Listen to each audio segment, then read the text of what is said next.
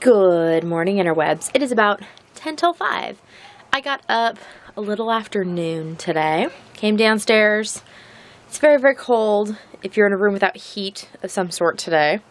And it's very, very okay if you're in the other ones, but it's also super cold out. Steve made some Play-Doh. Well, he made salt dough. I usually make a different recipe, but the kids had been, I guess, playing with the Play-Doh toys without any Play-Doh because I'd been waiting to make them some more and I just hadn't gotten around to it yet. And so he made some, so they had been busy doing that most of the morning and afternoon and evening. So that's what they're going to be doing right now because, you know, it's all like new and shiny and exciting. So they're working on that. I have been, I made lunch and I'm petting a very needy cat.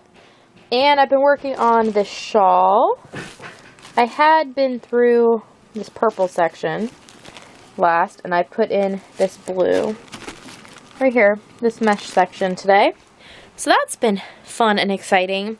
And now that everybody's up from rest time, I am in my office once more, and it's time to clean up the mess and potentially move some things around. So I have been trying to organize my office in the way that is most functional for me to, number one, get at things, number two, film things, and number three, not hurt myself. So with the crafting that I do, both the sewing and crocheting and whatever, there is a lot of potential for like repetitive strain injuries or whatever they call them, RSIs. Anyways, and I would like to avoid them, and I frequently do things that make me worry that it's going to be a problem.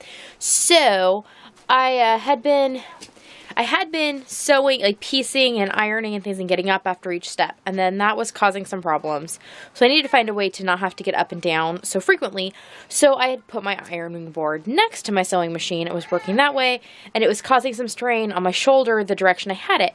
So, I don't know, 2 days ago, I moved my ironing board from it had been like on this side. And I moved it over here. And this has been great. And it's relieving a bunch of the pressure that's been on my one shoulder, and everything is much better. So I need to set up a permanent situation to make this happen, because right now I am blocking the doorway, and that is not good. So what is ultimately going to need to happen, whether I'm going to do it in this next like hour or so or not, I haven't quite decided.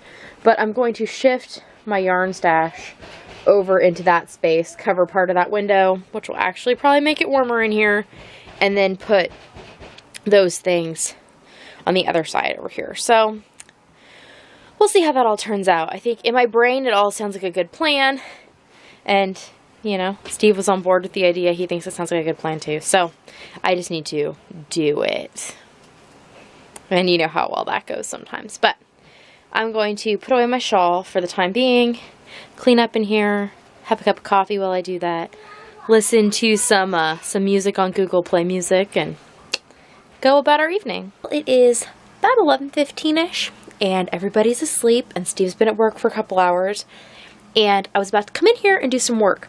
So I thought I would show you around my new setup of things now that I have cleaned and organized. So here it is. So when you walk into the door, my stash has now moved onto this wall. And I also set up a cutting area with my cutting mat that can stay out like all the time. And all of that stuff is there. That stuffing, I'll talk about that in a minute. Then we move on to my sewing area, where I have my ironing board with a nice gap, because you need to be able to put things over the back of the ironing board. My sewing table, my cat, which is a very important part of the sewing process. And then my desk chair can swivel between the two. There's a lamp that I can turn on that'll light up over here now that I'm like in here. I had it off because I wasn't in here. All my thread. I still need to organize the things on this shelf, but that is for another day. Same thing with that.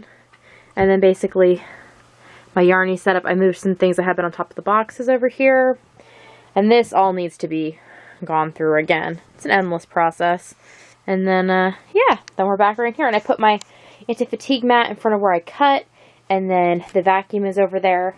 So it's easy for everybody to get access to. That I can go through my stuff. And the kind of nice thing is, like when I'm cutting, if I need to be ironing too, I can actually just lift the ironing board up so it's taller, so that I can not have to go around a whole bunch. I can just stay in this area. Another tip I have, we got a new comforter set for our bed, and we got one for my daughter. So we have these bags. If you get comforters, or if you have access to these bags, these zippered plastic bags are great for storing stuffing.